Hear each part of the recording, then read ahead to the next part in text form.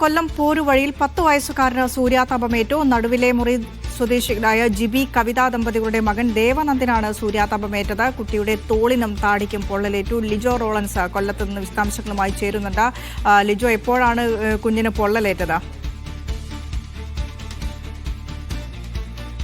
ഇന്ന് രാവിലെയാണ് വീട്ടിന് പുറത്തേക്ക് ഇറങ്ങിയ സമയത്ത് ഇത്തരത്തിൽ ഈ 10 വയസ്സുകാരന് പൊള്ളലേറ്റിരിക്കുന്നത്. അതായത് ഈ നടുവിലെ മുറി പോരുവഴി എന്ന് പറയുന്ന സ്ഥലത്ത്, ശാസ്താംകോട്ടയ്ക്ക് അടുത്താണ് ഈ പോരുവഴി എന്ന് പറയുന്ന സ്ഥലം. അതിന് സമീപത്തുള്ള നടുവിലെ മുറി തുണ്ടുമേലതിൽ ജിബിയുടെയും കവിതയുടെയും മകനായിട്ടുള്ള ദേവനന്ദിനാണ് ഇത്തരത്തിൽ പൊള്ളലേറ്റിരിക്കുന്നത്. 10 വയസ്സുകാരനാണ്. സാധാരണയായിട്ട് അതായത് ഈ രാവിലെ സമയത്തൊക്കെ വലിയ രീതിയിലുള്ള ചൂടുണ്ടാവുമെങ്കിലും ഇത്തരത്തിലൊരു പ്രശ്നമുണ്ടാകുമെന്ന് ഇവർ അറിഞ്ഞിരുന്നില്ല.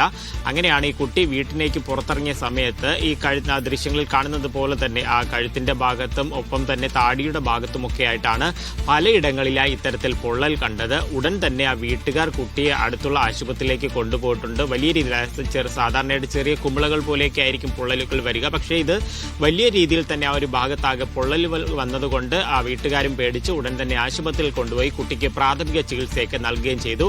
ആരോഗ്യസ്ഥിതിയിൽ ഇപ്പോൾ ആശങ്കപ്പെടേണ്ട സാഹചര്യമില്ല എന്നുള്ളതാണ് ആശുപത്രി അധികൃതരും അറിയിച്ചിരിക്കുന്നത്.